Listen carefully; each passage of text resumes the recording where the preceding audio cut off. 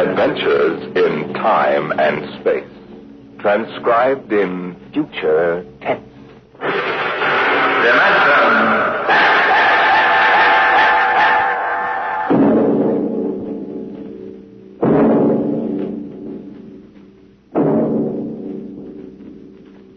Can you predict what will come in 100 years? Or in 10? Or in the next minute? Some people think they can. Nuclear scientists, mathematicians, astronomers, biologists. They'll predict the shape of the future. Why? Because they make the future. Because they see beyond the known dimensions of time and space into the unknown. Dimension X.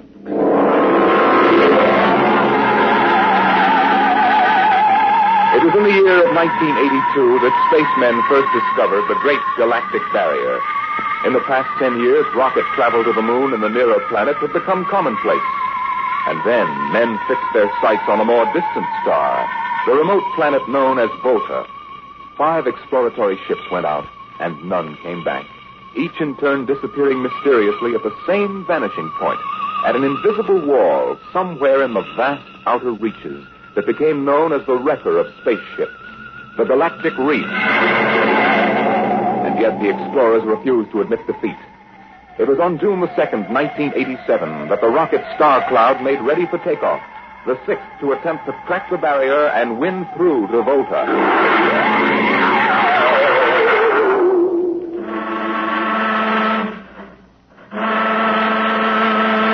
Now hear this.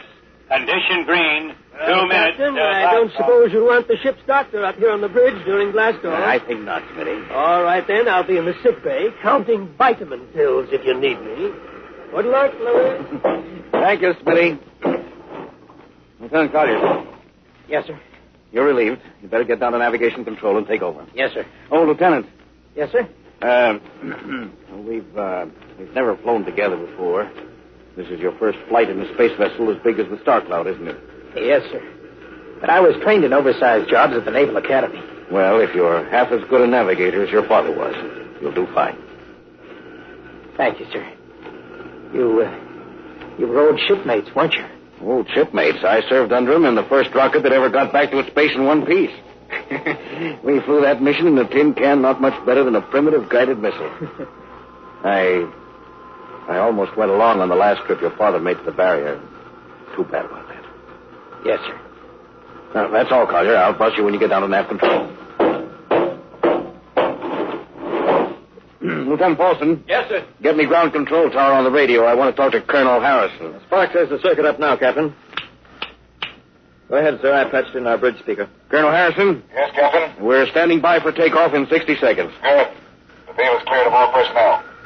We'll try to reestablish radio contact immediately after takeoff. In any event, there'll be a 24-hour ground monitor. Fine. Good luck. I hope you make it. Thank you. Bridge to navigation control. Nav control, Collier. Ready, Lieutenant? We're ready, Captain. The course is in the integrator for takeoff at 1200 hours. All right. Stand by for blastoff. Bridge to engine room. Fire up your rocket chambers. Take off at exactly 1200 hours. I'll read you off. 20 seconds. 19, 18, 17, 16. Condition red. Hold it. We won't follow red. it. Don't turn in that alarm. We uncovered a stowaway, sir. Stowaway, where, Masters? Hiding in 6th Bay. Dr. Smithson found him. Have him brought up to the bridge. Engine room, kill your rockets and stand by. Person, this is Colonel Harrison in ground control. What's holding you up? Trouble. What's the matter with you? What's the matter with you? There's a stowaway aboard. Stowaway? Yes, I thought your men were supposed to police this base. What's the matter with you? All right, Captain, take it easy. You know what this delay can do to us, don't you? 1 minute later, takeoff can throw us 1,000,000 miles off course. We'll have to reintegrate the whole work. Well, look, how long do you think it'll take? Don't bother me for a while. I'm busy. Stupid idiot. Captain Thornton. Oh, come in, Smitty. Here's your stowaway. I'll court-martial the... Charlie. Can you use a good radio man, Skipper? See, you two have met. Met? The Skipper and me made 50 trips to the moon together. Didn't we, Captain? Charlie, if you wanted to come along, why didn't you volunteer? I did, Skipper. They turned me down. What's wrong with you? Acceleration bend. Oh. They said my arteries wouldn't stand another trip. Well, I'm sorry to hear that. But they're wrong, sir. I got one more good trip in me. Now listen, Captain. You know these green kids don't know the first thing about space radio operations. You put a man like me on, I'll be getting your bedtime story for Mars. Now, listen, Charlie, you know the regulations as well as I do. I can't take you much as I'd like to. Colonel Harrison will murder me for this. Oh. I'm sorry, Charlie. I'll have to put you aground. I'll tell you what. I'll ask Harrison to put you on his ground radio contact. It'll seem as if you were right here with us. He won't do it, sir. He'd better, or I'll have him busted to corporal for letting you sneak aboard. Now, you'd better be off, Charlie. Masters. Yes, sir. I'm sending this man aground. Give him time to clear the launching platform. Yes, sir. So long, Charlie. I'm really sorry. Good luck, Skipper. I thought you were going to have him drawn and quartered. If it'd been anybody else, I would have, Smitty. But Charlie, well, he's kind of special. Been with me since my first command, when we began the regular run to the moon. If he wanted to come along this time, well, it's only through loyalty to me. You know, Lewis, I didn't realize it before, but you're almost human. Bilge. Navigation, Lieutenant Collier, you there? Nav control, Collier. Lieutenant, how badly are we fouled up? Can you recalculate the course, or shall I cancel the takeoff? I've already plotted a new course on the integrator, sir. Good. Can we take off in exactly 2 minutes? 2 minutes? Yes, sir. If we can, all we need to correct is for only a 1 degree deflection. I can do that before we breach the stratosphere. That's quick work. Are you sure? Positive, sir. Well, all right, Collier. I'm putting it in your hands. We'll blast off on your signal. Lewis, isn't that a lot of responsibility for a young green officer? Yes, but if he can't do his job, I'd rather find out now than at the galactic barrier. Bridge to engine room. Prepare to blast off on navigator signal.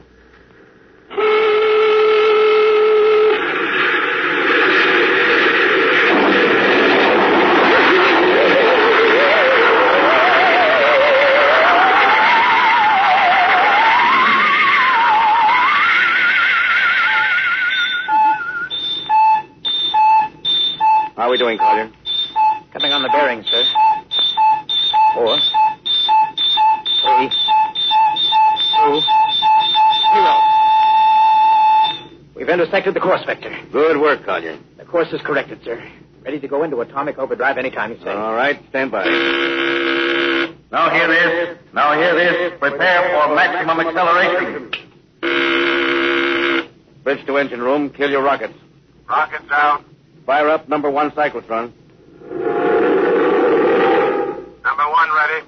Fire up number 2. Number 2 ready. Withdraw your dampening rods. Aye. Fission chamber ready.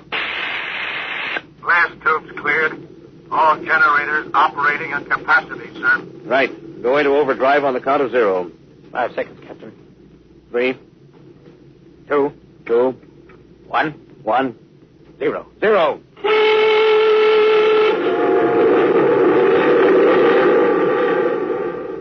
How are we doing, Collier? On course, sir. She's running hot and true. Well, my compliments, Lieutenant. Thank you, sir. This job would have done your father credit. He was one of the best navigation officers I ever saw. Thanks, sir. Now start your gyros and put her on robot control. The bridge is yours, Mr. Collier. If you need me, I'll be in Dr. Smith's office. Yes, sir.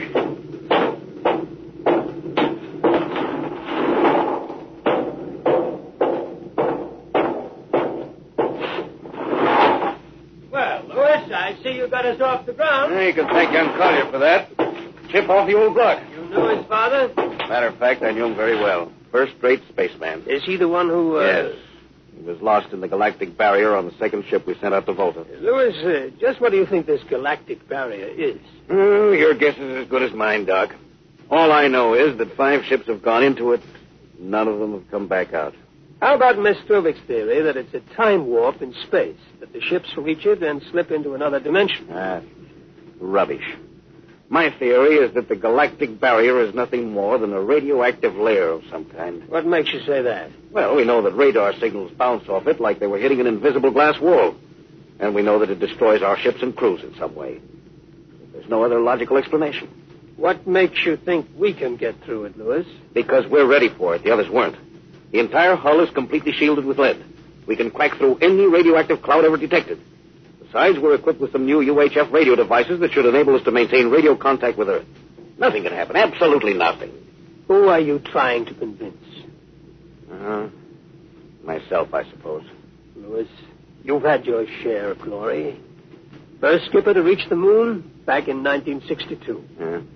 You could have retired. Why are you risking this trip? Because 5 ships are missing. And men like Prentice and Marketson and young Collier's father. I'm tired of seeing good men fed into that meat chopper. Then why are we going?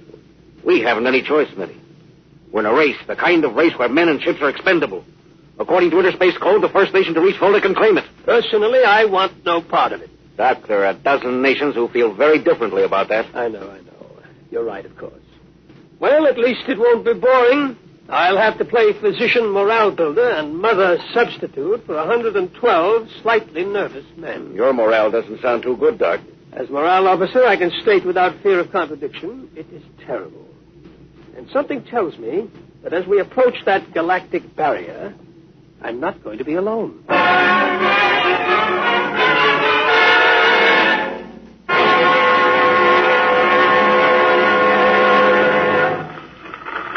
Hello, Earth. Hello, Earth. Captain Thorson of the Star Cloud calling Earth. Star Cloud to Earth. Can you read me? Hello, Star Cloud. Hi, Captain. Charlie. Well, I see they haven't court-martialed you yet. Oh, sir. Thanks to you. That's good to hear you. You can read us the funny papers on Sunday morning. Right. How's our signal? Strong. Clears the bell. Well, here's our log report for Colonel Harrison. Ready? Shoot. June 2nd, 1987. 4 weeks out from Earth. Running through, no radiation. Operation normal. Still making our approach to the galactic barrier. That's all, Charlie. See you later. Good luck, Captain. I sure wish I was with you.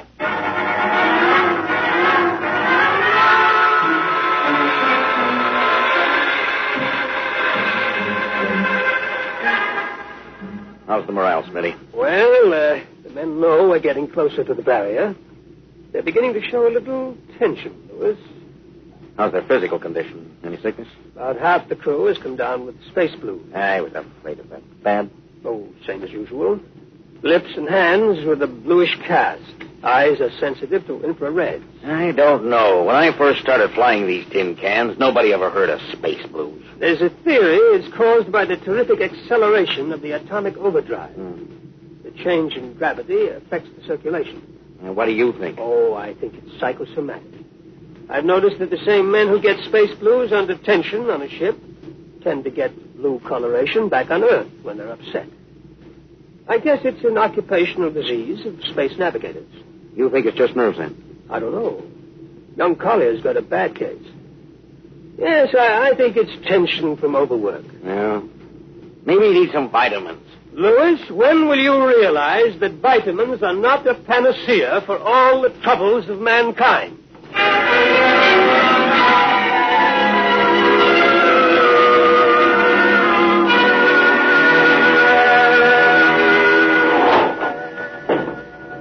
Sir, I understand you've relieved me from duty.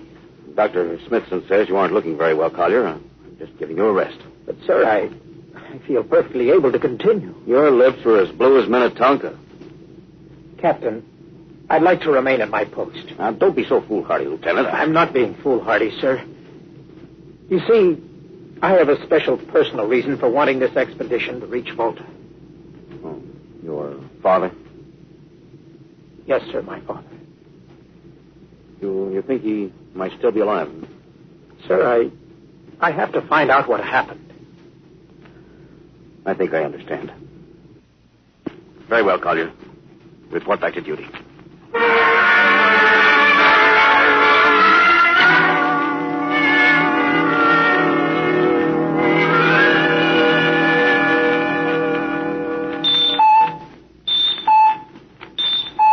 What's the reading, Paul?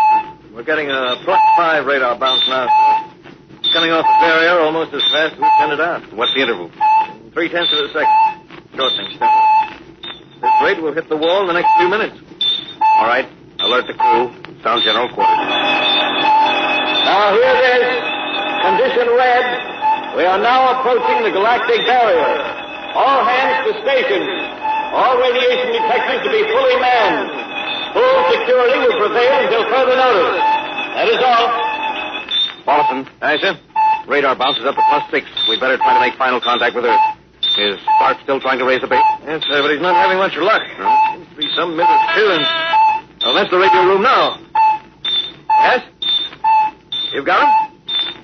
Cut in on the bridge speaker. The captain will take it from here. Hello, Star Cloud to Earth. Can you hear me, Earth? Hello, Skipper. I can barely read you. We're getting heavy static from sunspots. That's not sunspots. We're right on the galactic barrier. Getting a +7 radar bounce. Expect to hit the barrier almost any second now. Good luck, Skipper. Look, Charlie, stick with us, will you? We're switching to the automatic center now so you can track us in. Okay. If we crack the barrier and come through still in one piece, I'll try to get back to you on the high-frequency band. Gotcha, Skipper. Don't worry. I'll be waiting. So long, Charlie. So long, Star Cloud. We must be getting awfully close now, Captain. Echo's bouncing back so fast, it's almost beating the signal. When they coincide, hold on to your hat. That's when we run into the wall. Any second. Hold on. Here goes nothing. Here it comes.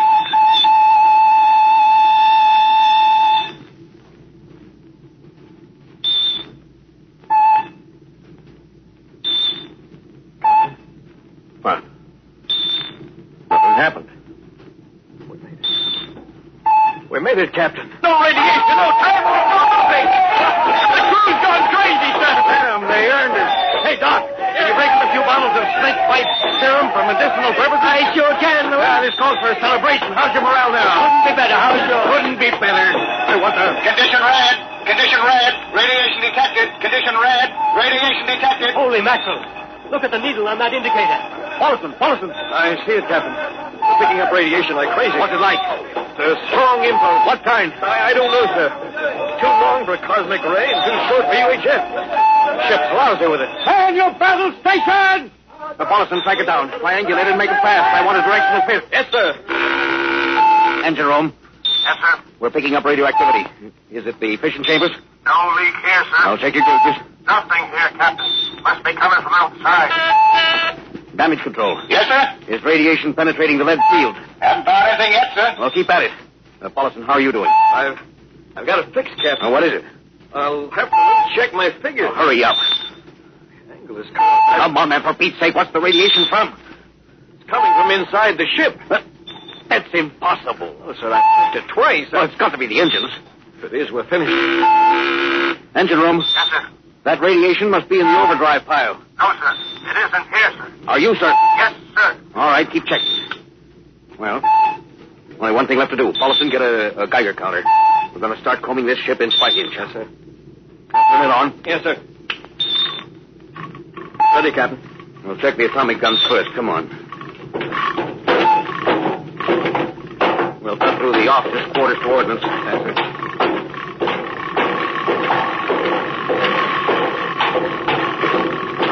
Through here.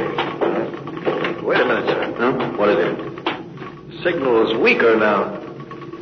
Yeah. Let's go back.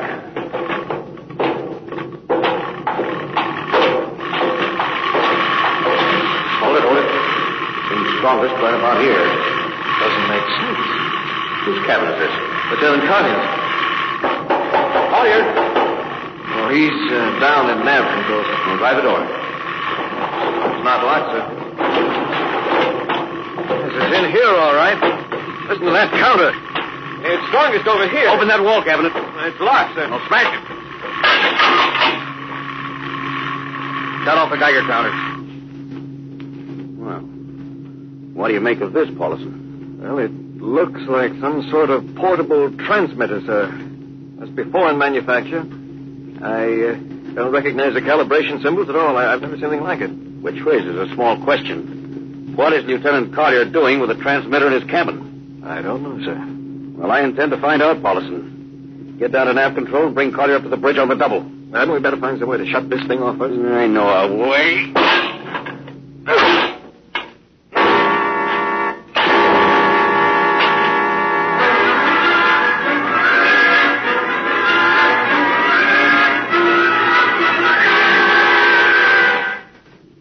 Lieutenant Collier, I'm going to ask a few simple questions. Yes, sir. And I want a few simple answers. Yes, sir. What were you doing with the transmitter in your cabin? Transmitter, Captain. You know nothing about it? No, sir, I don't.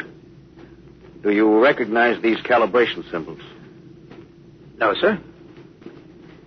Can you think of how it might have been placed in your cabin without your knowing it? No, sir. Unless someone came in while I was on duty. Well, would that have been possible? Well, I suppose so. Well, someone had a key. I found your cabin door unlocked. I meant a key to the wall cabinet. I didn't say the wall cabinet. Oh, what? Well, You- sir, I... You what, Lieutenant? How could you have known it was in the wall cabinet? Well, I just assumed. Lieutenant Collier, I find it hard to believe you would lie. Having known and respected your father and having observed the way you handled your job. However, I intend to get to the root of this thing. May I have your wristwatch, Lieutenant? Sir? Your wristwatch. Here you are, sir. Paulison, turn on that Geiger counter. Yes, sir. Now hold this watch next to it. Yes, sir. That's all. Lieutenant, if you hadn't any close contact with that transmitter, how do you explain the radioactivity of this watch? I don't, sir. I think you'd better. To whom were you sending those signals? Condition red. Condition red. There's your answer, Captain. What is this, Collier? Alien spaceship approaching. Alien spaceship approaching. Collier, who's aboard that ship? All right, now talk. Very well, Captain. My mission seems completed. Your mission? Are you admitting that you're an agent of a foreign power? I am stating it. What nation? No nation, Captain. What? I am an agent of the Voltan government. The what? The government of the planet of Voltan. Are you crazy? Are you so stupid that you think your people are the only ones who can invade another planet? Lieutenant, what do you mean? We've had agents operating on Earth since 1945. I don't believe you. What do you think happened to those 5 ships, Captain? Where do you suppose we got our information? Your language, your culture, family background. Your appearance, you look like Commander Collier. Is that so surprising, Captain? We had a living model. I ought to kill you. That would be very foolish, Captain. I would advise you to surrender without delay. Alien ship now coming into ordnance range. I'll deal with you later, Collier. Paulison. Yes, sir. Put this man in irons and take him away. Don't worry, sir. We'll take good care of him. Hutner, Rustin. Gunnery. Atkinson. What's the range? 10,000 meters. They're closing fast. What's your guns on radar tracking? Tracking. Coming on the bearing. Fire. Fire, Richardson. Did you hear me? Fire! What's the matter down there? Did you hear me? Richardson, answer me! What? Who? It's no use to shout, Captain. Collier. How did you get loose? Where's Paulison? Lieutenant Paulison is dead. All stations, Lieutenant Collier has escaped. Seize him, men! Don't waste your breath, Captain. Your men can't hear you. What? Those still alive are my men. You're lying. No, Captain. Every ship that has ever left Earth was controlled by a Voltan crew. That's impossible. Those were hand-picked men. Handpicked by us. I don't believe you. Then why not call for help? Carpenter, Robinson, Haley, report. Carpenter. Robinson. Haley. Wait. Report. You see, Captain, it is quite useless. The Star Cloud will be taken to Volta for, shall we say, further experimentation. I see. Of course, there's one thing you hadn't counted on. And just what is that, Captain? This...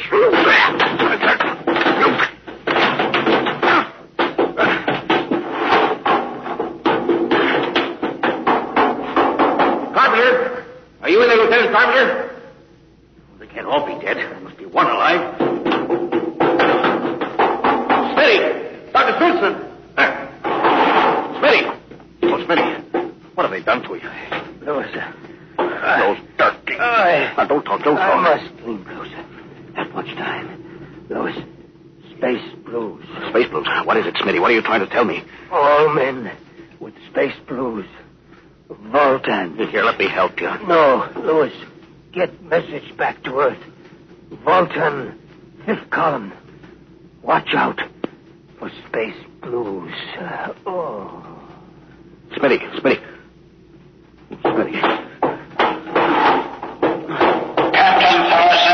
Captain Thorson, you can't hide from us now. Come back to the bridge and surrender, or my men will come and get you. Oh, yeah? Captain Thorson! Captain Thorson!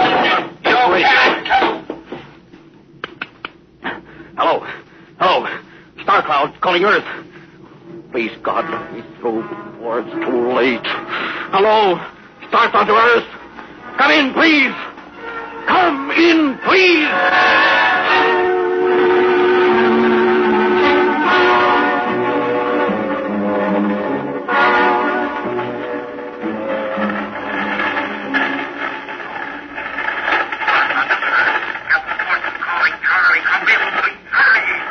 Hello? Hey, hear me, Charlie. Skipper, is that you? Yes, I think so. It's coming in a little louder now, Skip. Keep sending. Thank God, Charlie. Now listen to me. Not much time. Get word to Colonel Harrison. Crew, username. Most of crew members, Voltans. What? Voltans. Spell that. V-O-L... Voltan? That's right. They're from the planet Volta. Skipper, are you all right? Look, Charlie, this is serious. They'll be there any second. Now listen, they have a fifth column on Earth. They're planning to invade you. You don't mean it. Of course I mean it. Now tell Harrison. Posing as humans, you can detect them by space blues. You got that? Only Voltans get space blues. Charlie, can you hear me? Space blue. I get you. I think you get Charlie at the angle. You want everybody. Captain? Come on, Charlie. Captain! Captain Thorson! Hello? Hello, Star Cloud! Come in! What's the trouble, Sergeant? I was just trying to raise the Star Cloud, Colonel. Had any luck? No, sir. No contact. No contact. No, sir. Nearly an hour since they hit the galactic barrier. I don't understand why they haven't tried to get a message back. No, sir. Neither do I. All right. I'll take over for a while. Yes. You do that. You go right ahead, sir. Right. Oh, Charlie, you'd better go out and get yourself some coffee. You look a little blue around the gills.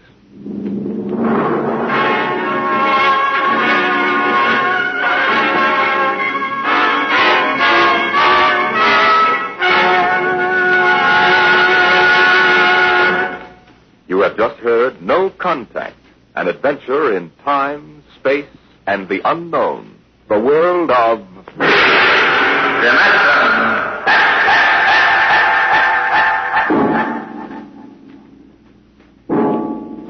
Next week we have a cheerful little tale that starts with the disappearance of Grant Toome. It's about a veteran newspaper reporter and a strange little man who calls himself the world's greatest genius. You'll hear all about it next week at the same time when we present The Professor Was a Thief.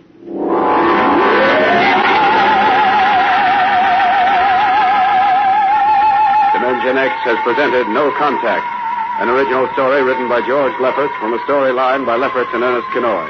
Featured in the cast were Louis Van Rooten as Captain Thorson, Donald Duca as Lieutenant Collier, and Cameron Prudhomme as Charlie. Your host was Norman Rose. Music by Albert Berman, engineer Bill Chambers. Dimension X is produced by William Welch and directed by Edward King.